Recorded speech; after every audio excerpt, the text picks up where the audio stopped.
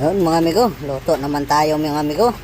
Magluto tayo ng pang-ulam o pang-pulutan din kung maaari. Ito, lagay tayo ng sibuyas sa mainit na mantika. Halo-haloin lang natin. Lagay din tayo ng tinadtad na bawang mga amigo.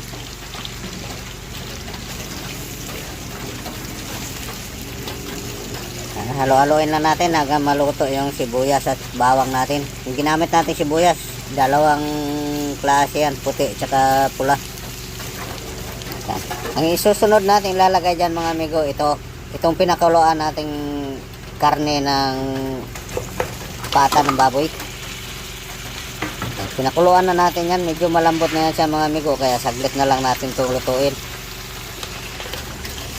Yan, halo-haloin lang natin siya para mag-mix yung sibuyas tsaka bawang. Tuloy lang sa pagluluto mga amigo. Kung hindi ka pa nakapag-subscribe sa aking YouTube channel, please subscribe at pakipindot na lang din ng notification bell para updated ka sa aking upload na video. Pa-like and share na lang din sa may gusto. Salamat sa mga nag-subscribe at nagsumuporta. Maraming salamat sa inyong lahat. Naglagay rin tayo pala ng sili labuyo mga amigo,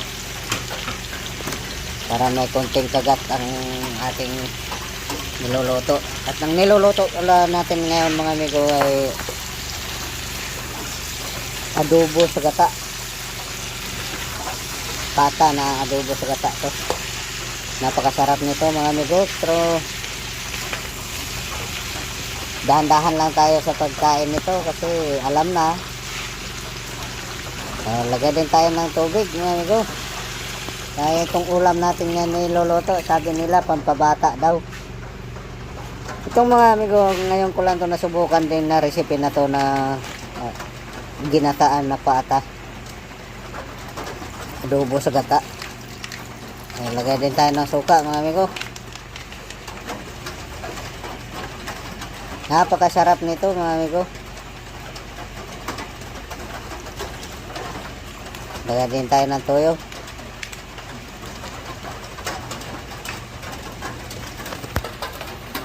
Halo-haloin lang natin para magkakulay na siya lahat. Mag-mix yung kulay niya.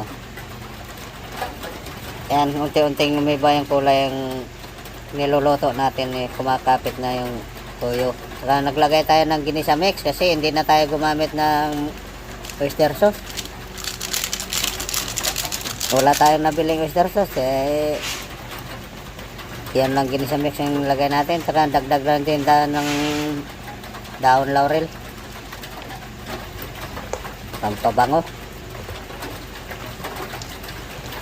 Budburan din natin ng pamintang powder mga amigo. Yan.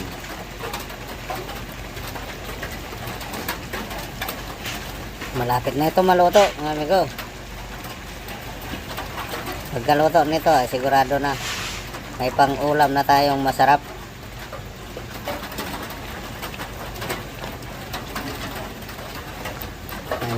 Halo-haloin na natin ito mga amigo para lalong sumarap. Dagdag tayo ng asin. Halo ulit.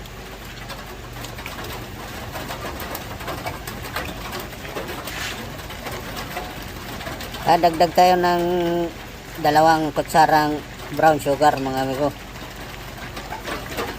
2 kutsara.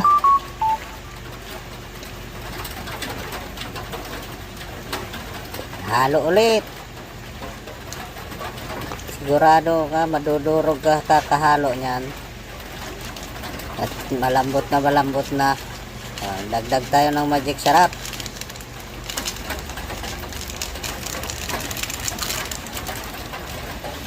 Sigurado na ito mga amigo, masarap na ito kaya may ginisa na, may magic sarap pa.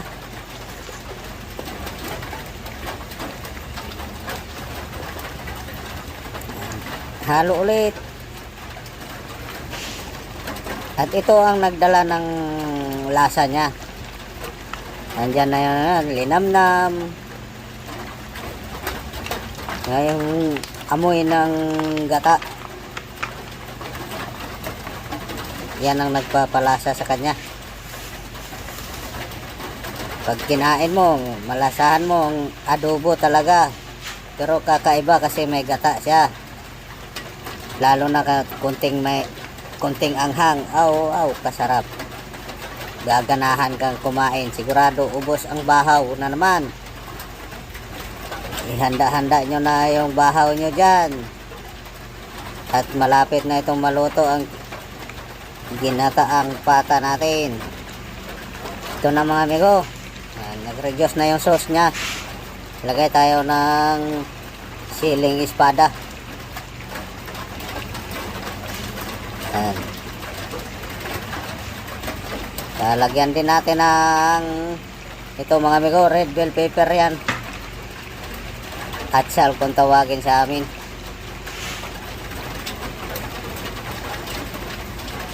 Ayan. Lutuin lang natin ito ng saglit ng siling espada at saka red bell pepper natin para lumabas yung bango nya. Halo-haloin na natin. Ilalim lang natin na siya. Okay na ito mga amigo. Luto na ito. Yung kanin natin naka-ready na rin. Sigurado na. Kasi gutom na. Ayan. Maghain na tayo mga amigo. Ayan na. Nilagay na sa kanin. So napakasarap nito mga amigo. Yun.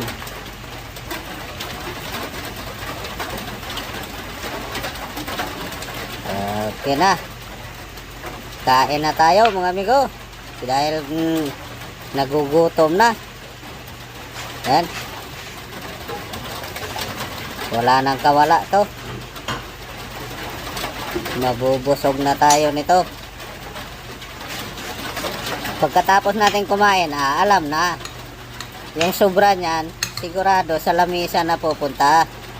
At may kaharap na